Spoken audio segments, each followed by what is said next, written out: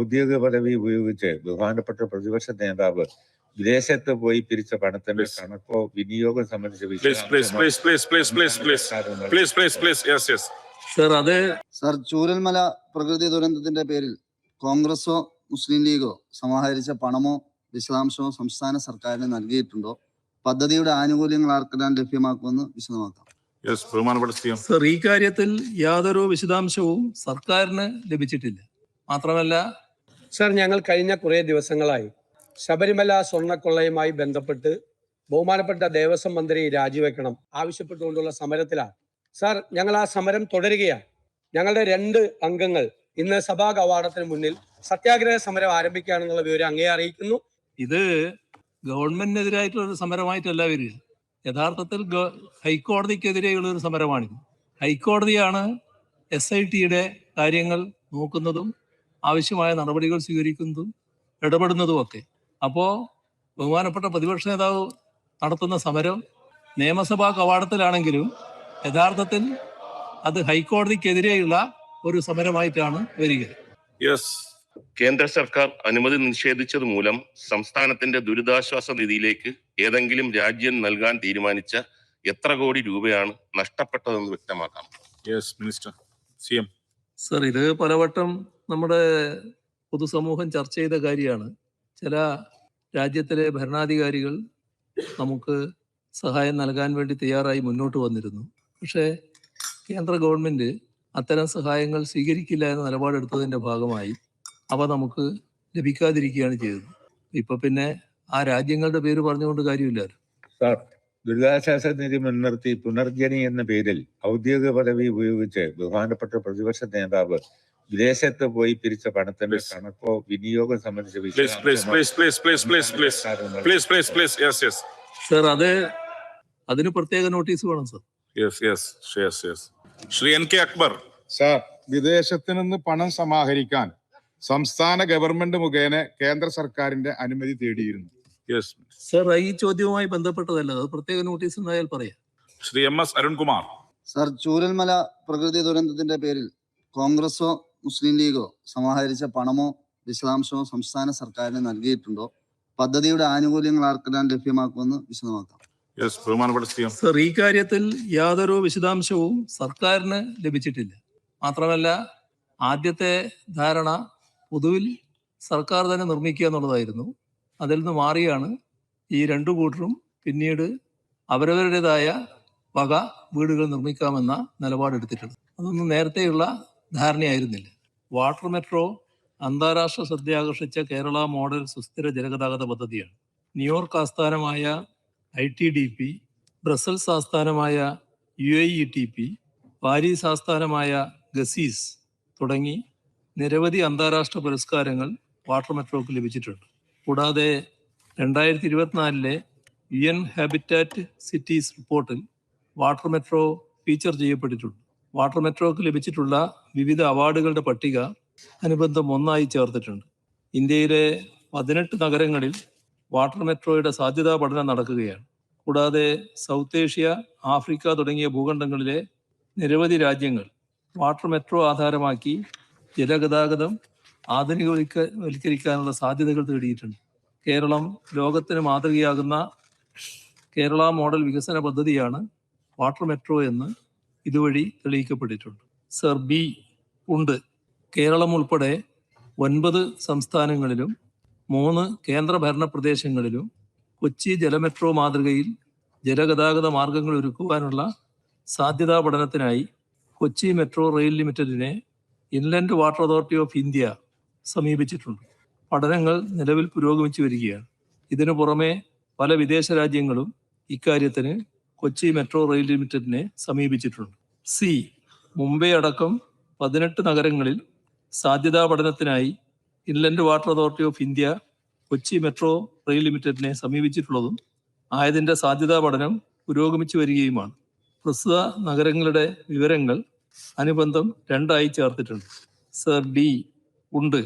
കേരളത്തിൻ്റെ പൈതൃക നഗരങ്ങളിൽ ഏറ്റവും പ്രധാനപ്പെട്ട ഫോർട്ട് കൊച്ചി, മട്ടാഞ്ചേരി പ്രദേശങ്ങൾ തനത് സാംസ്കാരിക പാരമ്പര്യവും ചരിത്രത്തിൻ്റെ വിവിധ നാഴികക്കല്ലുകളും ഉൾപ്പെട്ട പ്രധാന പ്രദേശങ്ങളിൽ ഒന്നാണ്. ആയതിനാൽ പ്രസ്തുത പ്രദേശങ്ങളെ പരസ്പരം ബന്ധിപ്പിക്കുന്നത് അവയുടെ സമഗ്ര വികസനത്തിന് വഴിതെളിയിക്കുന്നതാണ്. വാട്ടർ മെട്രോ സർവീസ് ആരംഭിച്ചതിന് ശേഷം ഇവിടേക്കുള്ള യാത്രക്കാരുടെ എണ്ണത്തിൽ ഗണ്യമായ വർധനവ് രേഖപ്പെടുത്തിയിട്ടുണ്ട്. മട്ടാഞ്ചേരി റൂട്ട് തുടങ്ങിയതിനു ശേഷം ഇതിനോടകം 3 ലക്ഷത്തിൽ പരം യാത്രക്കാർ വാട്ടർ മെട്രോ ഉപയോഗിച്ച് യാത്ര ചെയ്തിട്ടുണ്ട്. ഈ കുമ്പളം, കടമക്കുടി, പാലിയന്തുരുത്ത് തുടങ്ങിയ ടെർമിനലുകളുടെ നിർമ്മാണ പ്രവർത്തനങ്ങൾ നിലവിൽ അന്തിമഘട്ടത്തിലാണ്. പ്രസ്തുത റൂട്ടുകളിലെ ഡ്രഡ്ജിങ്ങിനുള്ള ടെൻഡർ നടപടികൾ പുരോഗമിച്ചു വരികയാണ്. എറണാകുളം, തോപ്പുംപടി, ഇടക്കൊച്ചി, വരാപ്പുഴ എന്നീ ടെർമിനലുകളുടെ നിർമ്മാണത്തിനുള്ള ടെൻഡർ നടപടികൾ സ്വീകരിച്ചു വരുന്നു.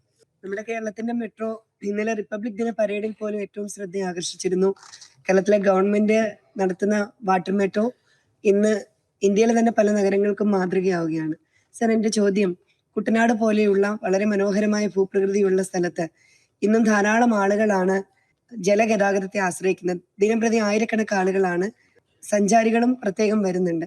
അവിടേക്ക് വാട്ടർ മെട്രോ തുടങ്ങുന്നതിനെ കുറിച്ച് ആലോചനയിലുണ്ടോ എന്ന് വ്യക്തമാക്കാം. ബഹുമാനപ്പെട്ട CM. സർ, ഇപ്പോൾ ആരംഭിച്ച വാട്ടർ മെട്രോ വളരെ വിജയകരമായി നടന്നുകൊണ്ടിരിക്കുകയാണ്. നമ്മുടെ വാട്ടർ മെട്രോ അന്താരാഷ്ട്ര നിലവാരമുള്ളതാണ്. ലോകത്തിന്റെ സജീവമായിട്ടുള്ള ശ്രദ്ധയിൽ വന്നിട്ടുള്ള ഒരു കാര്യമാണ് സർ. ജലഗതാഗത മേഖലയ്ക്ക് പ്രാധാന്യം കൊടുത്തുകൊണ്ട് അങ്ങയുടെ ഗവൺമെന്റ് ആവിഷ്കരിച്ച പദ്ധതികളിൽ ഒന്നാണ് ഈ പാർവതി പുത്തനാറിന്റെ ശുചീകരണവും ജലഗതാഗതത്തിന് പാർവതി പുത്തനാർ സജ്ജമാക്കുക എന്നുള്ളതും. സർ, അത് 1-2 ഘട്ടങ്ങൾ പൂർത്തീകരിച്ചു കഴിഞ്ഞിട്ടുണ്ട്. അവസാന ഘട്ടം പൂർത്തീകരിക്കുന്നതിന് ആവശ്യമായിട്ടുള്ള ശക്തമായിട്ടുള്ള നടപടികൾ സ്വീകരിക്കുന്നു. ബഹുമാനപ്പെട്ട CM. സർ, തീർച്ചയായും. അത് മാത്രമല്ല, ഇവിടുന്ന് കോവളം മുതൽ ചേറ്റുവ വരെ ആ ജലപാത ഓപ്പറേറ്റ് ചെയ്യാനുള്ള നടപടികൾ ഈ അടുത്ത മാസം പൂർത്തീകരിക്കാനാകുമെന്നാണ് പ്രതീക്ഷിക്കുന്നത്. ശ്രീ V. ജോയ്. ഈ ദേശീയ ജലഗതാഗത പാത പ്രത്യേകിച്ചും കോവളം മുതൽ കൊല്ലം വരെ വരുന്ന ഭാഗം ഏതാണ്ട് പണി പൂർത്തിയായി വരികയാണ്. അതിന് ഉദ്ഘാടനം നടത്താൻ വേണ്ടിയിട്ട് ഏതെങ്കിലും തീരുമാനം എടുത്തിട്ടുണ്ടോ? അതിനെ സംബന്ധിച്ചൊന്ന് അറിയിക്കാമോ സർ? ബഹുമാനപ്പെട്ട സർ, CM. തൊട്ടു മുൻപ് ഞാൻ പറഞ്ഞത് അതാണ്. അടുത്ത മാസം ആ ഭാഗം പൂർത്തീകരിച്ച് നമുക്ക് നാടിന് സമർപ്പിക്കാൻ കഴിയുമെന്നാണ് പ്രതീക്ഷിക്കുന്നത്. ചോദ്യം നമ്പർ 6, ശ്രീ C. മൊയ്തീൻ, ബഹുമാനപ്പെട്ട ആരോഗ്യം, വനിതാ ശിശു വികസന വകുപ്പ് മന്ത്രി. സർ, വൻകിട സ്വകാര്യ ആശുപത്രികളിൽ മാത്രം നടന്നു വന്നിരുന്ന അവയവമാറ്റ ശസ്ത്രക്രിയകൾ സംസ്ഥാനത്തെ സർക്കാർ ആശുപത്രികളിൽ നടത്താൻ കഴിയുന്നു എന്നത് സർക്കാരിന്റെ അഭിമാന നേട്ടമായി കരുതുന്നു. അവയവ സ്തംഭനം മൂലം ബുദ്ധിമുട്ട് അനുഭവിക്കുന്ന രോഗികൾക്ക് അവയവ മാറ്റം മാത്രമാണ് ഏക ചികിത്സാ മാർഗം. ഏറെ ചെലവ് വരുന്ന പ്രസ്തുത ചികിത്സ സാധാരണ ആളുകൾക്കും ലഭ്യമാകുന്ന രീതിയിൽ തികച്ചും സൗജന്യമായി ചെയ്യുന്നതിന് സർക്കാർ ആശുപത്രികളിൽ സൗകര്യങ്ങൾ ഒരുക്കിയിട്ടുണ്ട്. തിരുവനന്തപുരം, ആലപ്പുഴ, കോട്ടയം, കോഴിക്കോട് മെഡിക്കൽ കോളേജുകളിൽ ഈ സൗകര്യം ലഭ്യമാണ്. സർ, കൂടാതെ എറണാകുളം ജനറൽ ആശുപത്രിയിൽ അവയവമാറ്റ ശസ്ത്രക്രിയ സൗകര്യം ഒരുക്കി വളരെ നല്ല നിലയിൽ ശസ്ത്രക്രിയകൾ നടന്നു വരുന്നുണ്ട്. ഒരു ജനറൽ ആശുപത്രിയിൽ അവയവമാറ്റ ശസ്ത്രക്രിയ സൗകര്യം ലഭ്യമാക്കുന്നത് രാജ്യത്ത് തന്നെ ആദ്യമായിട്ടാണ്. കൂടാതെ രാജ്യത്ത് ആദ്യമായി ഒരു ജനറൽ ആശുപത്രിയിൽ ഹൃദയമാറ്റ ശസ്ത്രക്രിയ നടത്തുന്നതും എറണാകുളം ജനറൽ ആശുപത്രിയിൽ വെച്ചാണ്. ഇത്തരത്തിൽ അവയവമാറ്റ ശസ്ത്രക്രിയ രംഗത്ത് രാജ്യത്തിന് തന്നെ മാതൃകയാകുന്ന വൻപിച്ച മുന്നേറ്റങ്ങൾ ഉണ്ടാക്കാൻ ഈ സർക്കാരിന് കഴിഞ്ഞിട്ടുണ്ട്. സർ, ഈ സർക്കാർ നിലവിൽ വന്ന ശേഷം എറണാകുളം ജനറൽ ആശുപത്രിയിൽ ഹൃദയം മാറ്റിവെക്കൽ ശസ്ത്രക്രിയ, വൃക്ക മാറ്റിവെക്കൽ ശസ്ത്രക്രിയ തുടങ്ങിയവ ആരംഭിച്ചു. തിരുവനന്തപുരം സർക്കാർ മെഡിക്കൽ കോളേജിൽ ത്വക്ക്, കരൾ എന്നിവയുടെ മാറ്റിവെക്കൽ ആരംഭിക്കുകയും ത്വക്ക് ബാങ്ക് പ്രവർത്തന സജ്ജമാവുകയും ചെയ്തു. കോട്ടയം, തിരുവനന്തപുരം ശസ്ത്രക്രിയ ആരംഭിച്ചു. സർ, ടേബിൾ ചെയ്യും. ബഹുമാനപ്പെട്ട മിനിസ്റ്റർ. സർ, ബഹുമാന്യനായ അംഗം ഇവിടെ പറഞ്ഞതുപോലെ രാജ്യത്ത് തന്നെ ആദ്യമായിട്ടാണ് ഒരു ജില്ലാ ആശുപത്രിയിൽ അവയവമാറ്റ ശസ്ത്രക്രിയകൾ നടക്കുന്നത്. ഒരു ഹാർട്ട് ട്രാൻസ്പ്ലാന്റേഷൻ എന്നൊക്കെ പറഞ്ഞ ഏറ്റവും സങ്കീർണമായിട്ടുള്ളതാണ്. അവിടെ ജനറൽ ആശുപത്രി എറണാകുളത്ത് വൃക്ക മാറ്റിവെക്കൽ ശസ്ത്രക്രിയ 8ഓ 9ആമത്തെയോ ശസ്ത്രക്രിയ നടക്കാൻ പോകുന്നു. സർ, ഈ ഉത്തരം സമർപ്പിച്ചതിന് ശേഷം ഒരു ഡെവലപ്മെന്റ് കൂടി ഉണ്ടായിട്ടുണ്ട്. അതുകൂടി ഞാൻ ഈ സഭയെ അറിയിക്കാനായിട്ട് ആഗ്രഹിക്കുന്നു. സർ, തിരുവനന്തപുരം ജനറൽ ആശുപത്രിയിൽ രാജ്യത്ത് ആദ്യമായിട്ട് കോർണിയൽ ട്രാൻസ്പ്ലാന്റ് നടന്നു കഴിഞ്ഞു. സർ, ശനിയാഴ്ചയാണ് അത് നടന്നത്. രോഗി സുഖമായി വരികയാണ്. സർ, ഇത് വളരെ വലിയൊരു മാറ്റമാണ്. ഇപ്പോൾ കിഫ്ബിയിലൂടെ അടിസ്ഥാന സൗകര്യങ്ങളൊക്കെ ഒരുക്കിയിട്ടാണ് ഇത് സാധ്യമാക്കിയിട്ടുള്ളത്. ബഹുമാനപ്പെട്ട അംഗം പറഞ്ഞതുപോലെ 2 കാര്യങ്ങളാണ് സർ. അവയവമാറ്റ ശസ്ത്രക്രിയ എന്ന് പറഞ്ഞാൽ അതിസങ്കീർണമായിട്ടുള്ള ശസ്ത്രക്രിയയാണ്. 2, ബഹുമാന്യനായിട്ടുള്ള കൽപ്പറ്റ അംഗം നേരത്തെ പറഞ്ഞതുപോലെ അവയവമാറ്റത്തിന് ഉണ്ടാകുന്ന ശസ്ത്രക്രിയക്ക് ഉണ്ടാകുന്ന ചെലവ് വളരെ വളരെ വളരെ ഭാരമേറിയതാണ്. വലിയ സാമ്പത്തിക പ്രതിസന്ധി കുടുംബത്തിനും വ്യക്തികൾക്കും ഒക്കെ ഉണ്ടാകും. ബഹുമാനപ്പെട്ട അംഗം നേരത്തെ ഇവിടെ പറഞ്ഞു കരൾ മാറ്റിവെക്കൽ ശസ്ത്രക്രിയ സാർ ബഹുമാനപ്പെട്ട അംഗങ്ങൾക്ക് എല്ലാവർക്കും അറിയാം 45 50 ഒക്കെ ലക്ഷം രൂപ പുറത്താകുന്നു എന്ന് നമ്മൾ കേൾക്കുന്നുണ്ട്. MLA എന്ന നിലയിൽ നമ്മുടെ അടുത്ത് വന്ന് ആളുകൾ പറയുന്നുണ്ട്. അവിടെയാണ് ബഹുമാനപ്പെട്ട മുഖ്യമന്ത്രിയുടെ നിർദ്ദേശപ്രകാരം സംസ്ഥാനത്ത് ആദ്യമായി സാർ കരൾ മാറ്റിവെക്കൽ ശസ്ത്രക്രിയ 2022 ഫെബ്രുവരി മാസം 14 തീയതി കോട്ടയം മെഡിക്കൽ കോളേജിൽ ആരംഭിച്ചത്. ഇവിടെ പറഞ്ഞതുപോലെ സമൂഹ മാധ്യമങ്ങളിലൂടെ ചില കുപ്രചരണങ്ങൾ നടക്കുന്നതായിട്ട് കാണുന്നു സാർ കേരളത്തിന്റെ ആരോഗ്യ മേഖലയെ വളരെ ആസൂത്രിതമായി ആക്രമിക്കുന്നതിന് വേണ്ടി കരുതേച്ച് കാണിക്കുന്നതിന് വേണ്ടിയിട്ടുള്ള ശ്രമങ്ങളുടെ ഭാഗമാണ് ഇത്.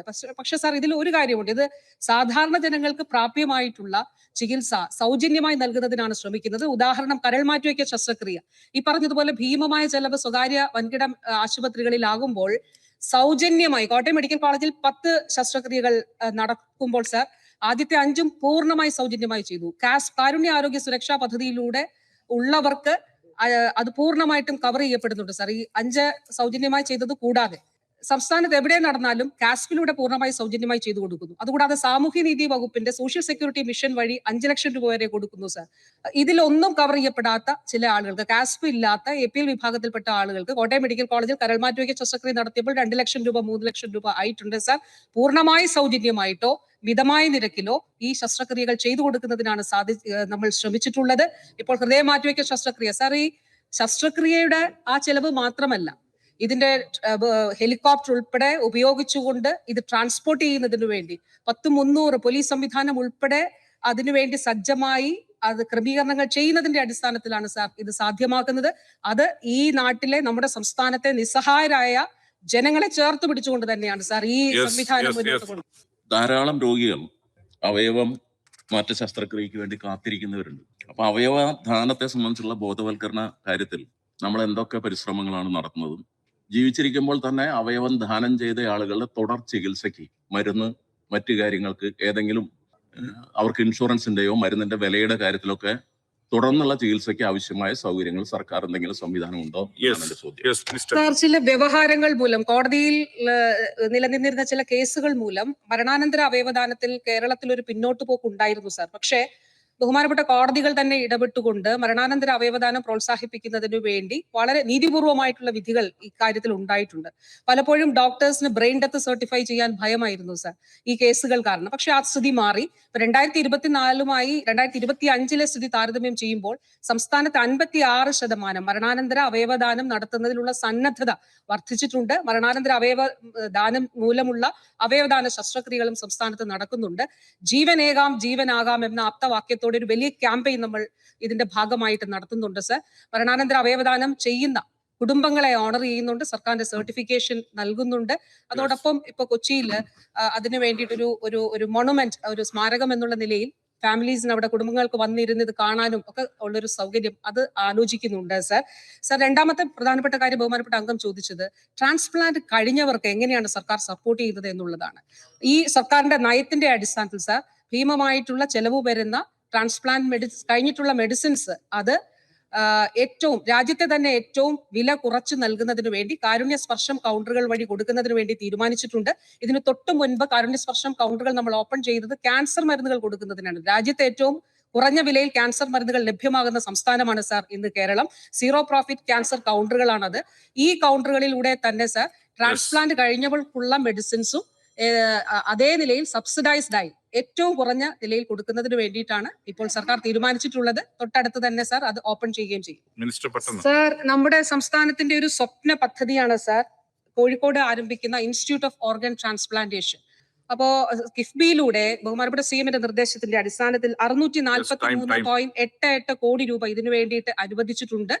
അത് കൂടാതെ ചേവായൂരിലാണ് സാർ ഇതിനു വേണ്ടിയുള്ള നിർമ്മാണം ആരംഭിക്കുന്നത്. 60 ഡോക്ടർമാരുടെ തസ്തിക സൃഷ്ടിച്ചിട്ടുണ്ട്. 2 കാര്യങ്ങളാണ് സാർ. തീർച്ചയായിട്ടും അവയവ ശസ്ത്രക്രിയകൾ ഈ അവയവ സ്തംഭനവുമായിട്ട് അല്ലെങ്കിൽ രോഗങ്ങളുമായിട്ട് ബന്ധപ്പെട്ടിട്ടുള്ള ചികിത്സ, അതോടൊപ്പം ഗവേഷണം ഇത് അവിടെ ഉദ്ദേശിക്കുന്നുണ്ട്.